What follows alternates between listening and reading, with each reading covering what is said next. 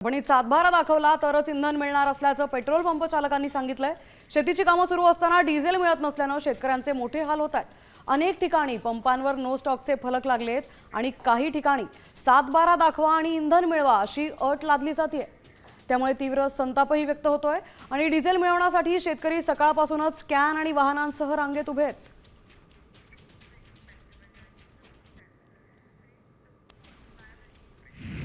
तर या प्रकरणी सरकारने जिल्हाधिकाऱ्यांमार्फत तातडीने हस्तक्षेप करावा अशी मागणी शेतकरी नेते अजित नवलेंनी केली आहे। आपण ऐकूया।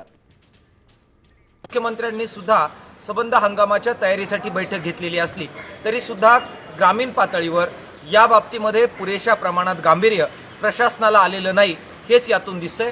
किसान सभेच्या वतीने आम्ही मागणी करतोय की सर्व जिल्हाधिकाऱ्यांनी ही बाब अत्यंत गांभीर्याने घ्यावी।